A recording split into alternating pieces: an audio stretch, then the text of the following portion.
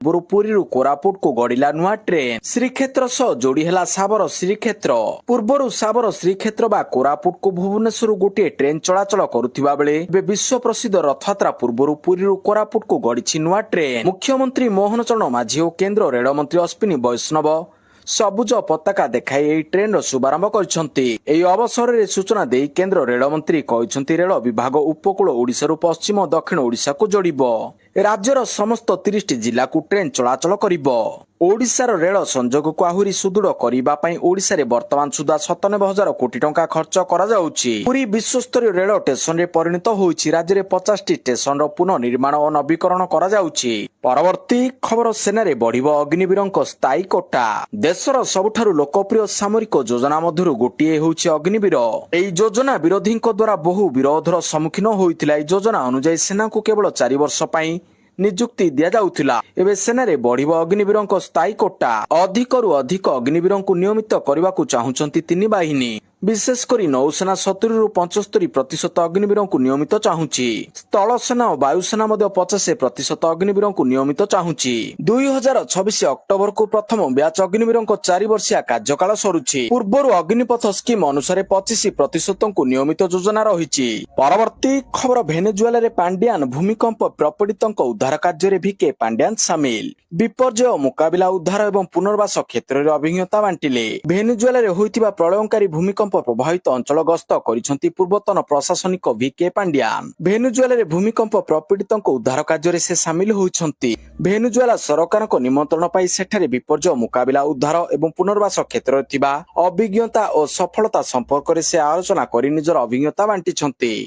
निजर social media account रे से सूचना देइछंती। परवर्ती खबर एलपीजी उपरे मोदी सरकार को बड़ पदक्षेप। रंधन गैस जोगाण बढ़ाइबाकू नेले ऐतिहासिक निष्पत्ति। रंधन गैस जोगाण को सुरक्षित करने दिगरे बड़ पदक्षेप नेबाकू जाउछंती भारत सरकार। एहा द्वारा गल्फ देश उपरे एलपीजी पई अधिक निर्भर हेबाकू पड़िबो नाही। रिपोर्ट अनुसार देशर सरकारी तेल कंपनी एबे अमेरिका रु एलपीजी क्रय 2 गुणा करबाकू प्रस्तुत करुछंती। एहार मुख्य उद्देश्य एलपीजी पई मध्यप्राच्य उपरे निर्भरता कमाइबा एवं भविष्यत रे कोनोसी वैश्विक संकट समय रंधन गैस रो अभाव न हेबाकू देबा। परवर्ती खबर विद्यालय और गणशिक्षा विभाग रो नुआ मार्गदर्शिका। एणिकी वर्ष को 4टी परीक्षा देबे। तृतीय रु अष्टम श्रेणी पर्यंत छात्र छात्री को एणिकी वर्ष को 4टी परीक्षा देबाकू पड़िबो। पूर्वर वर्ष को 2टी परीक्षा हेउतिबा बेले वर्तमान 4टी परीक्षा हेबो। सरकारी और सरकारी अनुदान प्राप्त विद्यालय रे एप्रिल रु सेप्टेम्बर मास मध्यरे 2टी और अक्टोबर रु मार्च मास मध्यरे आउ 2टी परीक्षा हेबो। विद्यालय और गणशिक्षा विभाग पक्षरु एने विस्तृत मार्गदर्शिका जारी करा जायछि।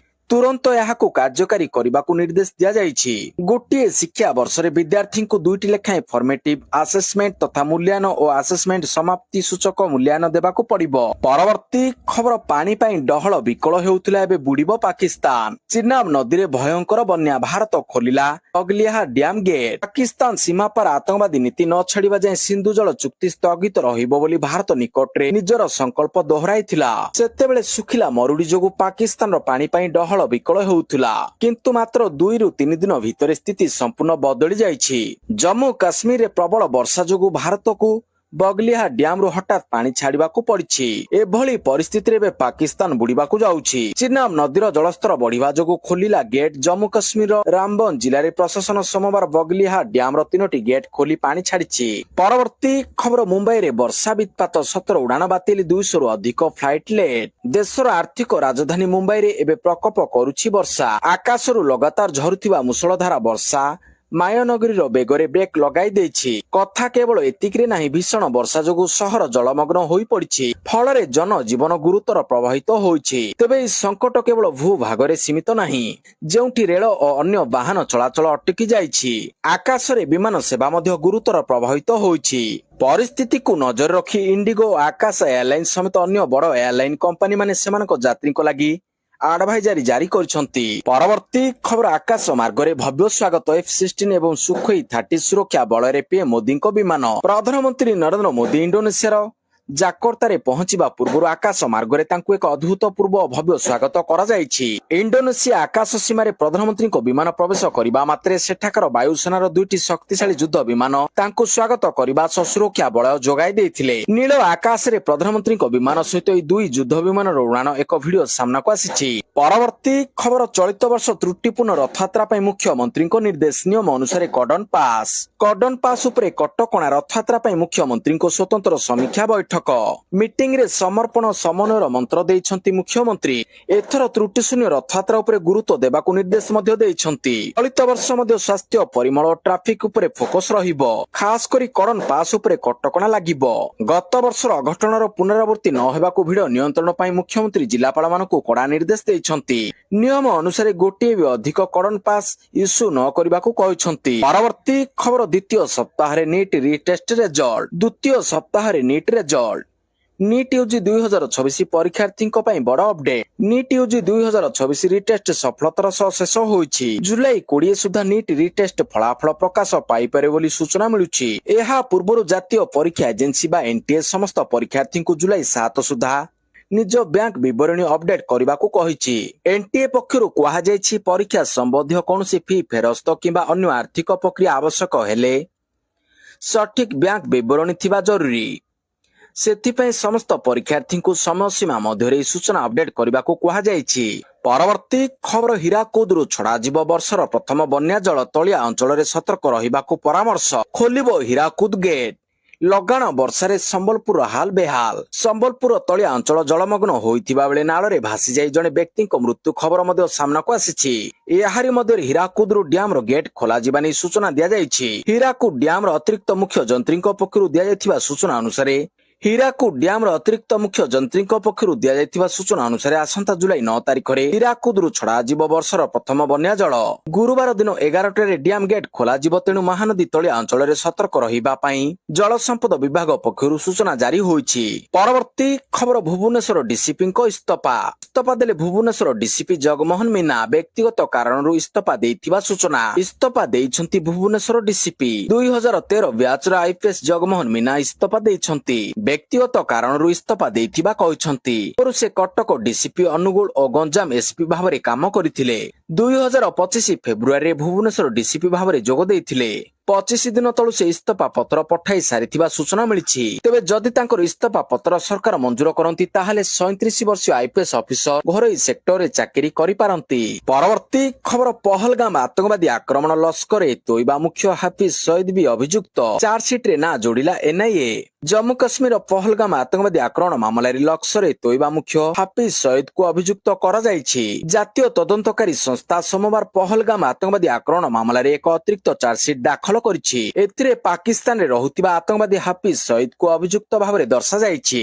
ଜମ୍ମୁ ସ୍ଥିତ ସ୍ୱତନ୍ତ୍ର ଅଦାଲତରେ ଏନ୍ଆଇଏ ଏହି ଚାର୍ଜସିଟ୍ ଦାଖଲ କରିଛି। ପରବର୍ତ୍ତୀ ଖବର, ପୁରୀରେ ରଥଯାତ୍ରା ପାଇଁ ପାନୀୟ ଜଳ ବ୍ୟବସ୍ଥାର ସମୀକ୍ଷା। ନଗର ଉନ୍ନୟନ ମନ୍ତ୍ରୀ ଡକ୍ଟର କୃଷ୍ଣଚନ୍ଦ୍ର ମହାପାତ୍ରଙ୍କ କ୍ଷେତ୍ର ପରିଦର୍ଶନ। 42 MLD ଜଳ ବିଶୋଧନ ପ୍ରକଳ୍ପ ଅଗ୍ରଗତି ସମୀକ୍ଷା।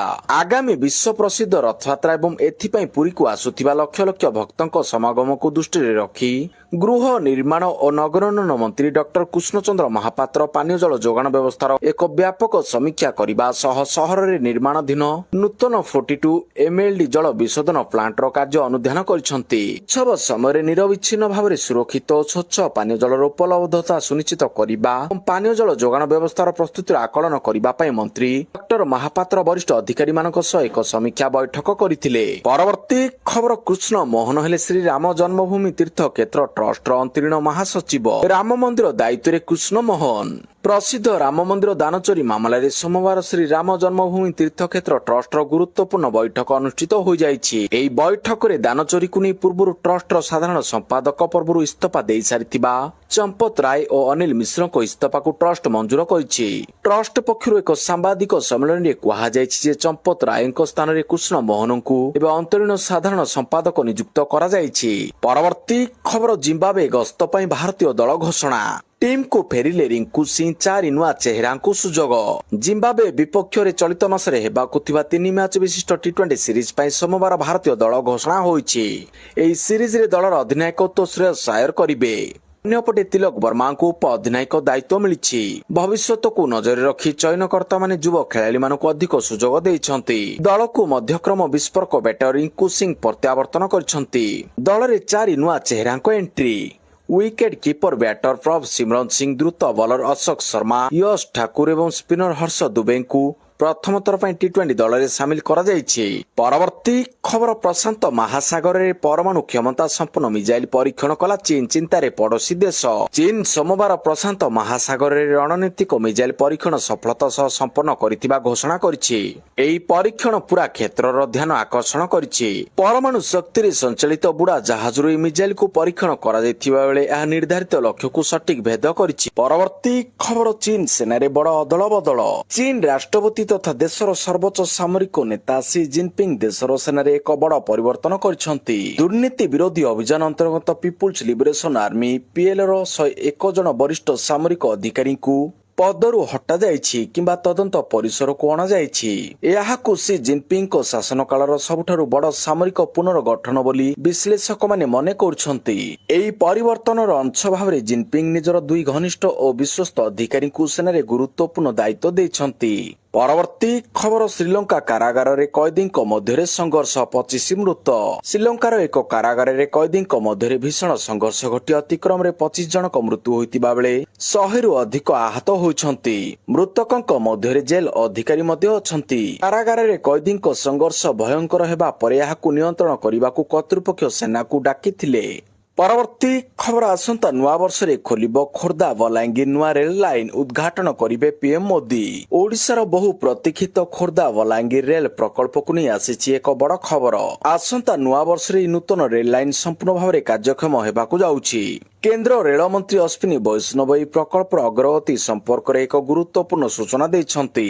ସବୁକିଛି ଠିକ୍ ରହିଲେ ଆସନ୍ତା 2027 ଜାନୁଆରୀ କିମ୍ବା ଫେବୃଆରୀ ମାସରେ ଏହି ବହୁ ପ୍ରତୀକ୍ଷିତ ରେଳ ଲାଇନର ଭବ୍ୟ ଉଦ୍ଘାଟନ କରାଯିବ। ଖୋଦ୍ ପ୍ରଧାନମନ୍ତ୍ରୀ ନରେନ୍ଦ୍ର ମୋଦି ଏହି ସେବାର ଶୁଭାରମ୍ଭ କରିବେ ବୋଲି ରେଳ ମନ୍ତ୍ରୀ ସୂଚନା ଦେଇଛନ୍ତି। ପରବର୍ତ୍ତୀ ଖବର, ଓଡ଼ିଶା ପାଇଁ ବଡ଼ ଦିନ। ବ୍ରହ୍ମପୁରରୁ ସୁରଟକୁ ପ୍ରତିଦିନ ଚାଲିବ ଅମୃତ ଭାରତ ଟ୍ରେନ୍। ବ୍ରହ୍ମପୁରରୁ ସୁରଟକୁ ଗଡ଼ିଲା ଟ୍ରେନ୍। ବ୍ରହ୍ମପୁରରୁ ସୁରଟକୁ ଗଡ଼ିଲା ନିୟମିତ ଟ୍ରେନ୍ ବ୍ରହ୍ମପୁର ସୁରଟ ଅମୃତ ଭାରତ ଏକ୍ସପ୍ରେସ୍। ସୋମବାର ବ୍ରହ୍ମପୁର ରେଳ ଷ୍ଟେସନରୁ ପତାକା ଦେଖାଇ ଏହି ନୂତନ ଟ୍ରେନ୍ର ଶୁଭାରମ୍ଭ କରିଛନ୍ତି କେନ୍ଦ୍ର ରେଳମନ୍ତ୍ରୀ ଅଶ୍ୱିନୀ ବୈଷ୍ଣବ ଓ ମୁଖ୍ୟମନ୍ତ୍ରୀ ମୋହନ ଚରଣ ମାଝୀ। ଏହି ଉଦ୍ଘାଟନ ଅବସରରେ କେନ୍ଦ୍ରମନ୍ତ୍ରୀ କହିଛନ୍ତି, ଦେଇଥିବା ପ୍ରତିଶ୍ରୁତି ପାଳନ କରିଛି। ବ୍ରହ୍ମପୁରରୁ ସୁରଟକୁ ସପ୍ତାହକୁ 3 ଦିନ ଟ୍ରେନ୍ ଚଳାଚଳ କରୁଥିଲା। ଏବେ କିନ୍ତୁ ବ୍ରହ୍ମପୁର ସୁରଟ ଟ୍ରେନ୍ ନିୟମିତ ଚଳାଚଳ କରିବ, ଯାହାକୁ ସୋମବାର ସନ୍ଧ୍ୟା 6ଟା ସମୟରେ ବ୍ରହ୍ମପୁର 4 ନମ୍ବର ରେଳ ଷ୍ଟେସନରୁ ସବୁଜ ପତାକା ଦେଖାଇ ବ୍ରହ୍ମପୁର ସୁରଟ ଅମୃତ ଭାରତ ଟ୍ରେନ୍ର ଶୁଭାରମ୍ଭ କରାଯାଇଛି। ବ୍ରହ୍ମପୁରରୁ ଏବେ 450 ଟଙ୍କାରେ ଅମୃତ ଭାରତ ଟ୍ରେନ୍ରେ ଜଣେ ଯାତ୍ରୀ ସୁରଟକୁ ଯାତ୍ରା କରିବା ସୁବିଧା ପାଇବେ। କେବଳ ଏତିକି ନୁହେଁ, 300 କୋଟି ଟଙ୍କା ବ୍ୟୟରେ ବ୍ରହ୍ମପୁର ରେଳ ଷ୍ଟେସନ ବିଶ୍ୱସ୍ତରୀୟ ରେଳ ଷ୍ଟେସନ ହେବ ବୋଲି ଘୋଷଣା କରିଛନ୍ତି କେନ୍ଦ୍ର ରେଳମନ୍ତ୍ରୀ ଅଶ୍ୱିନୀ ବୈଷ୍ଣବ।